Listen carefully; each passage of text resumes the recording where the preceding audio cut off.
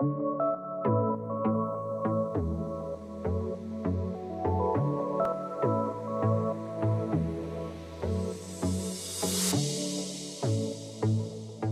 guys, today's video is 5 simple DIY decorations that I did for Sophie's first birthday party. So the theme we went with was pink, gold and blue, and I just love how they turned out. The first DIY I'd like to share with you from Sophie's party is this gigantic one. So I thought it was a great way to showcase her past year in photos with this gigantic one. So it took 30 portrait photos and 4 landscape photos.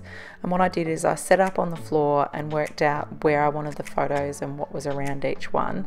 And then I used this cardboard box that we got our outdoor setting in and lay it on there before using the glue glider to glue down each one. And then once they were all glued down, Dave came along with a Stanley knife and just cut around the one, probably left about a centimetre or so, and then that's it. The second DIY is making this tassel garland, so using Sophie's party colours, blue, gold and pink. And you'll also need a Stanley knife, a ruler and also a hot glue gun. First off, I fully opened the crepe paper, then I folded it in half and then made an indentation where it was half, opened it up and using the Stanley knife and the ruler cut it in half, so now I've got 2 tassels. Then I folded each piece in half and laid on top of each other, and then using my cutting mat as a guide I left 5 centimetres or 2 inches at the top, and each strip was 1 centimetre or half an inch. And then I just kept doing that from one side to the other.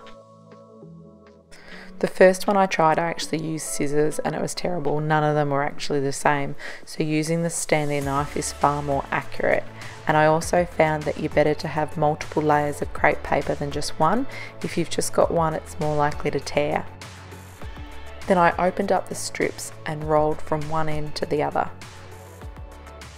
I then got out all the strips that were caught up down each end and just made them nice and straight before twisting it in the centre and then creating a loop. I then hot glued it so it would stay in place and threaded it onto the gold ribbon that I was using for this. I didn't, but if you didn't want your tassels to move, then you could hot glue it to the ribbon so they stayed in place as well.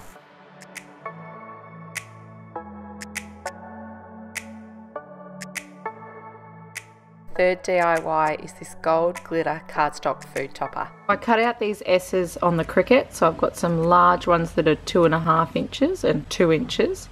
And then I've got lollipop sticks, toothpicks and skewers. And these are going to go on cupcakes, on little mini muffins, super tiny ones, and skewers for the donuts. I think that turned out really nice. It just adds a bit of bling to your food. This is what I've got for Sophie's cake topper. So I've got a Sophie gold for the front, a gold for the back, and then I've got 2 black cardstock to make it thick. I want it thick so that it's nice and sturdy, and then I've got 2 skewers to put it in the cake. And then I'm going to use glue to stick the cardstock to cardstock, just this liquid glue, which is really good. And then I'm going to use the hot glue gun with the skewers. So now I've got 4 layers of cardstock. And next I'm just going to hot glue on the skewers.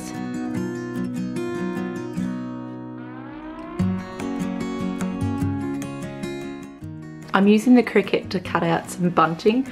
I couldn't actually find a triangle by itself, so I ended up having to use from Creator Critter the owl, and its nose was a triangle.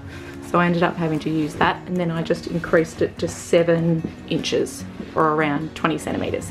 The last DIY is these circle garlands that I used on the cake table. I used 3 different colours of cardstock, pink, navy blue and gold glitter.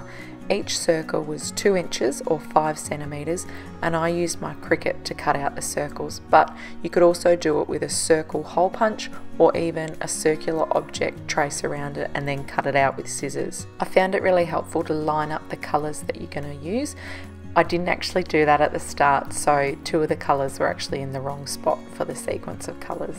So I recommend that. Began sewing, I left a little bit of cotton down one end, then I sewed across the circle using the foot pedal. Then when I came to the edge, I manually turned to sew 10 times. I just counted in my head before I put the next circle under. What I actually found was that if I didn't do that, the cotton broke between the two circles. So that's my pro tip, to manually sew between the circles so that the cotton doesn't break. Let me know in the comments below what your first birthday theme for your bub was, or what you're going to do in the future. I think it'd be great to give some ideas to other mums, and hey, it won't be long and Sophie will be too. Alrighty guys, thanks heaps for watching. Take care. Bye.